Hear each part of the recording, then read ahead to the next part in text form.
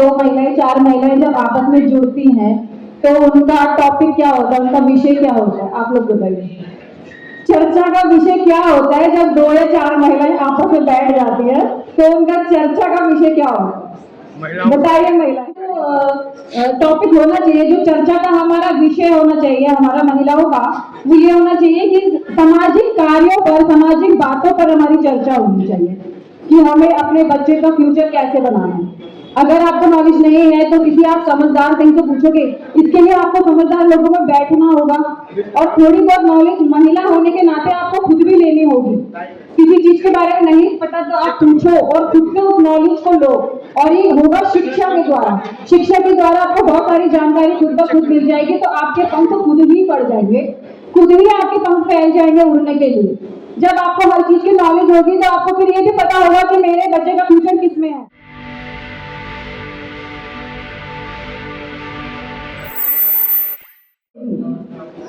खुद ही लिखनी पड़ेगी, उसके लिए आपको पढ़ना पड़ेगा।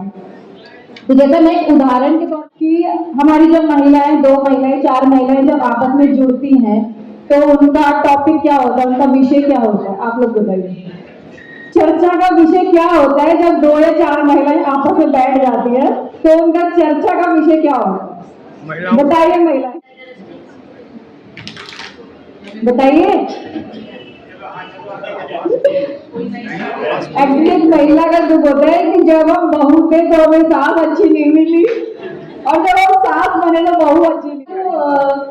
टॉपिक होना चाहिए, जो चर्चा का हमारा विषय होना चाहिए हमारा महिलाओं का, वो ये होना चाहिए कि सामाजिक कार्यों पर, सामाजिक बातों पर हमारी चर्चा होनी चाहिए कि हमें अपने बच्चे का फ्यूचर कैसे बनाना है। अगर आपको नॉलेज नहीं है तो किसी आप समझदार कहीं से पूछोगे, इसके लिए आपको समझदार लोगों में बैठना होगा और थोड़ी बहुत नॉलेज महिला होने के नाते आपको खुद भी लेनी होगी। किसी चीज के बारे में नहीं पता तो आप पूछो और खुद से उस नॉलेज को लो, और ये होगा शिक्षा के द्वारा। शिक्षा के द्वारा आपको बहुत सारी जानकारी खुद ब खुद मिल जाएगी, तो आपके पंख खुद ही पड़ जाएंगे, खुद ही आपके पंख फैल जाएंगे उड़ने के लिए।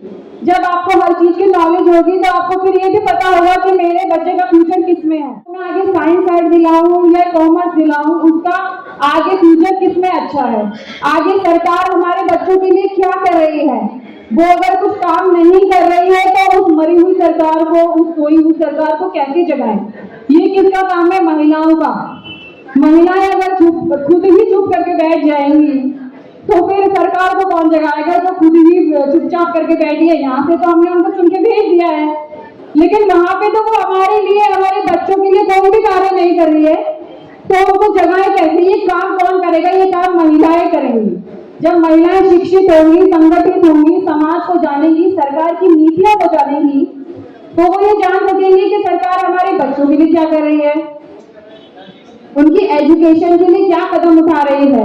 अगर वो सही नहीं कर रही है तो हमें अपनी बात वहां रखनी है, किस तरीके से अपनी बात सरकार तक पहुंचानी है ताकि वो आगे कुछ कदम उठाए हमारे बच्चों के लिए।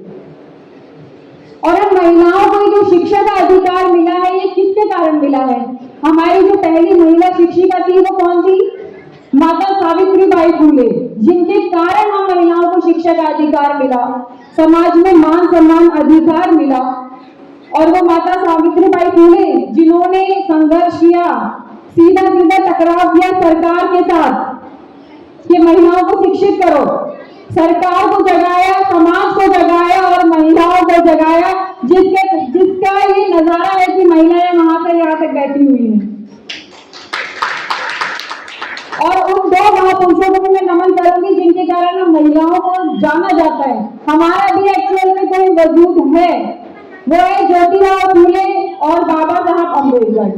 ये दो ऐसी हस्तियां हैं जिन्होंने महिलाओं को जगाया, उन्हें समाज में सम्मान दिलाया, ज्ञान का प्रकाश दिया, सफलता के रास्ते खोले और गुलामी की बेड़ियों को तोड़कर संविधान से, हमारा संविधान से इस धरती पर ही हमको स्वर्ग दे दिया। तो जोरदार तालियां ऐसी महान हस्तियों के लिए।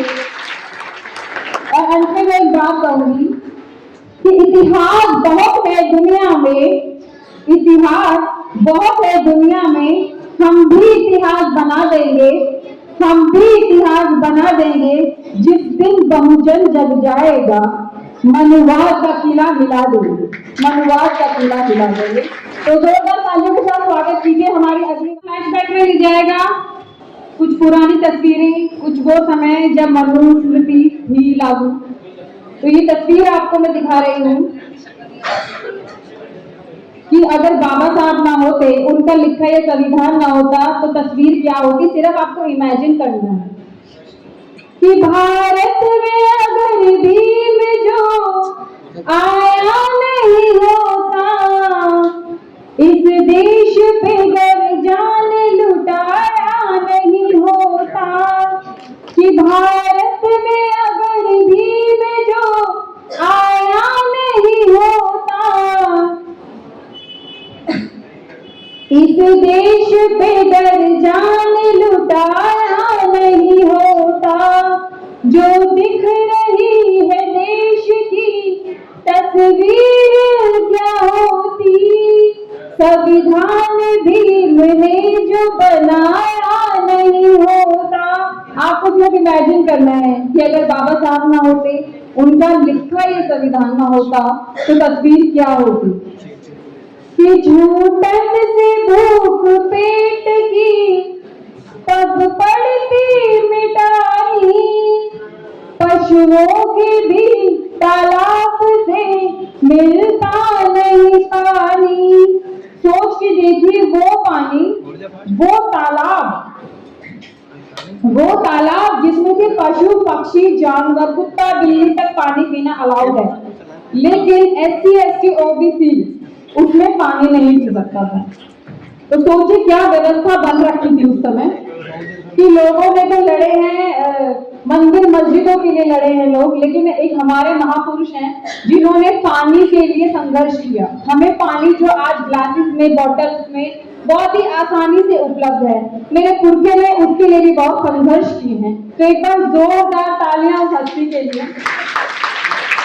और आज वो जो हम बड़ी बड़ी कोठी महलों में बैठे हैं, ये कहते हैं हमारा घर, ये हमने इतने पैसा लगा के बनाया है, ये हमारा महल, ये हमारा घर भी हमें उस संविधान निर्माता के कारण मिला है।